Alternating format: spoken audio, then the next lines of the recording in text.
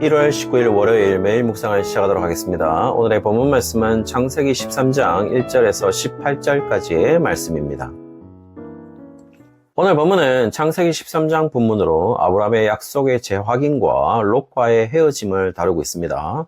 오늘 본문은 세 부분으로 나눠지는데요. 1절에서부터 4절까지 아브라함이 애굽에서 베델로 이주한다는 사실을 다루고 있고 5절부터 13절까지는 아브라함이 롯과 분리되는 과정을 다루고 있고 14절에서부터 18절까지는 하나님과 약속을 재확인하는 아브라함의 반응을 다루고 있습니다. 먼저 첫 번째 부분은 주일 본문에서도 확인했듯이 기근 때문에 애굽으로 갔다가 다시 베델로 돌아오는 과정을 다루고 있습니다. 1절에 애굽에서 네겝으로 올라왔다고 이야기하고 있는 것은 12장 9절에 보시면은 한글 성경에서는 그냥 남방으로 옮겼다고 이야기하지만 NIV나 NASB, ESV에서는 더 네겝이라고 번역을 했기 때문에 네겝이었음을 알 수가 있고 오늘 본문 1절에서 네겝으로 올라왔다라는 것은 기근으로 인해서 애굽으로 가기 전 거주했던 장소로 다시 돌아왔다라는 것을 의미하고 있습니다. 그리고 아마 창세기 저자는 단순히 물리적인 이동을 말하는 것이 아니라 아브라함의 영적 상태로 회복을 의미하고 있는지도 모르겠습니다. 어쨌든 다시 약속의 땅으로 돌아오고 있으니까요. 그리고 지금의 상태는 2절에 재산도 증가한 것으로 보입니다. 아마 앞 사건에서 바로에게 얻은 것으로 증가된 것으로 추정은 됩니다. 창세기 저자는 이것을 긍정적으로 보고 있는 것인지 부정적으로 보고 있는지는 이어지는 사건에서 알게 되는데요. 이렇게 말씀드리는 이유는 3절에서 네겝에서 길을 떠나서 베델에 이르고 베델과 아이 사이에서 이르렀을 때 그가 도착한 것은 12장 8절에 보시면 거기서 베델 동쪽 산으로 옮겨 장막을 치니 서쪽은 베델이요 동쪽은 아이라.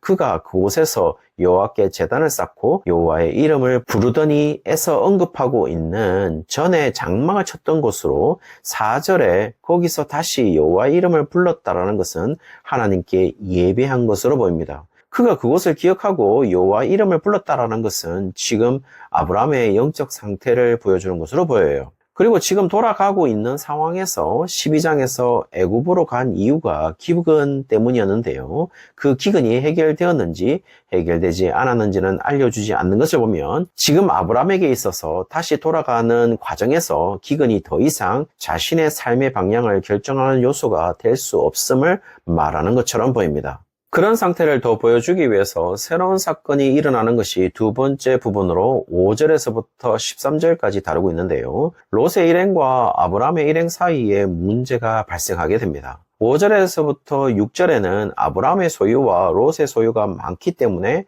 함께 동거하기는 좁은 장소였다는 사실을 알려주고 7절에는 결국 다툼이 일어났다는 사실을 알려주고 있죠. 그리고 거기에 더 좁게 여겨진 것은 아브라함과 롯의 일행만 있는 것이 아니라 원래 거기에 거하고 있는 가나안 사람과 브리스 사람도 있었기 때문에 더 좁게 느껴질 수밖에 없는 것이겠죠. 이제 아브라함은 더 이상 형제끼리 싸우는 모습은 누가 보아도 좋지 않은 모습이기 때문에 다투지 말고 헤어질 것을 8절에서부터 9절 상반절에서 제안을 하고 있고 9절 하반절에 보시면은 그 유명한 네가 좌하면 나는 우하고 네가 우하면 나는 좌하리라는 구절이 나오게 됩니다. 그리고 10절에 롯의 선택이 나오는데요. 요단 지역을 바라보고 소알까지 보았을 때 롯이 보고 난 후에 평가를 했는데요. 온 땅에 물이 넉넉하니 라고 표현하고 있고 여호와의 동산 같고 애굽 땅과 같았더라 라고 표현하는 것은 인간이 살 수 있는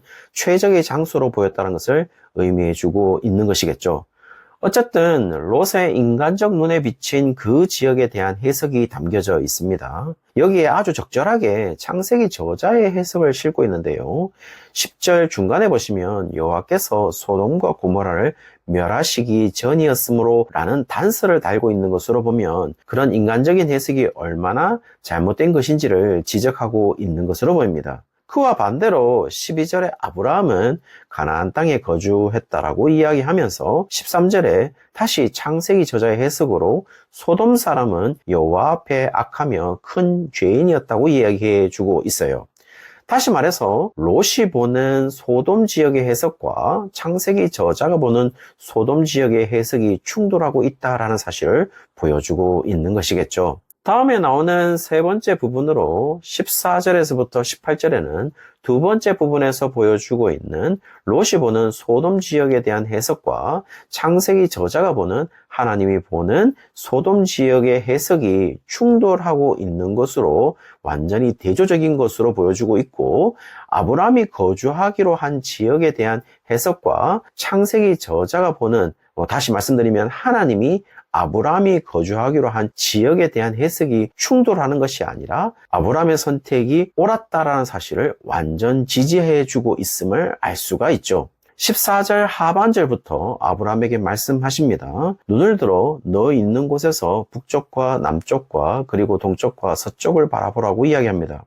전에 한번 말씀드린 적이 있는 것 같은데, 우리나라의 방향 순서는 동서남북이지만 히브리식 방향 순서는 북남동서로 전 방향을 가리키고 있어요. 그리고 15절에 다시 보이는 땅을 내가 너와 네 자손에게 줄 것이고 영원히 이를 것임을 이야기해주고 있는 것이죠.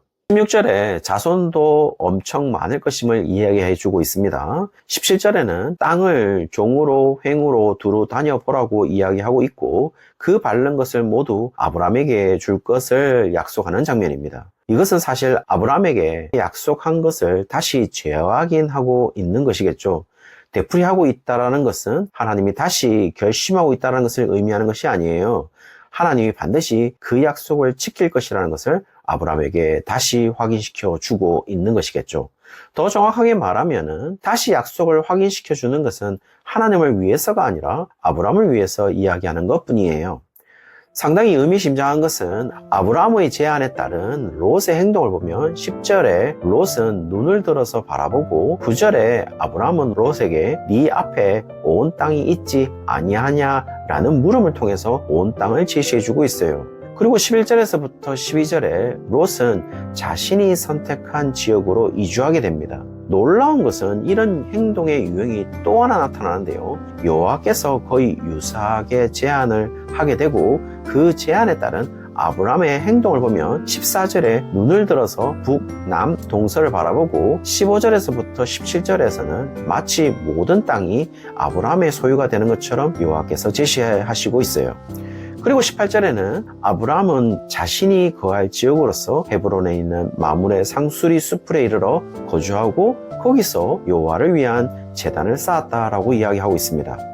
따라서 아브라함이 어디로 이주했는지는 정확하게 이야기해주고 있어요. 지금 보시고 있는 것처럼 아브라함의 제안에 따른 롯의 행동과 여호와의 제안에 따른 아브라함의 행동을 보면 유형적으로는 거의 동일하지만 완전 다른 선택을 했고 완전 다른 결과를 낳게 되는 것이죠. 오늘 본문에서는 나오지 않지만 창세기 저자는 미리 이야기해 주는데요. 10절에 멸망할 땅으로 롯이 갔지만 15절에 아브라함은 멸망의 끝을 보는 지역이 아니라 영원이라는 무한성을 가진 지역을 받게 됨을 이야기해 주고 있죠.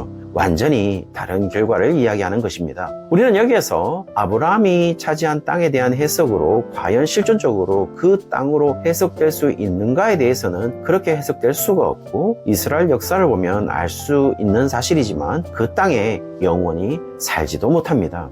그렇다면 지금 창세기 저자가 이야기하고 있는, 정확하게 이야기하자면 여호와께서 약속하고 있는 이 땅은 왜 영원성을 가지고 그 땅을 중심으로 전 세계로 아브라함의 소유가 될 것이라고 이야기하고 있는 이유는, 그리고 그 땅이 나중에 젖과 꿀이 흐르는 땅이라고 표현하는 이유는 실존적으로 젖과 꿀이 흐른다고 해서 우유와 꿀이 막 흐르는 땅이 아니라 거기에 예수님이 오시기 때문이고, 그 예수님의 복음이 전 세계를 정복할 것임을 이야기하고 있는 것이겠죠. 사랑하는 성도님들, 그 약속이 지금도 진정한 아브라함의 후손인 우리에게 유효하게 적용되고 있지 않을까요? 그 약속을 하나님이 지키시고 있다는 사실을 믿고 살아가는 우리 모든 성도님들 되시기를 주의 이름으로 축원합니다.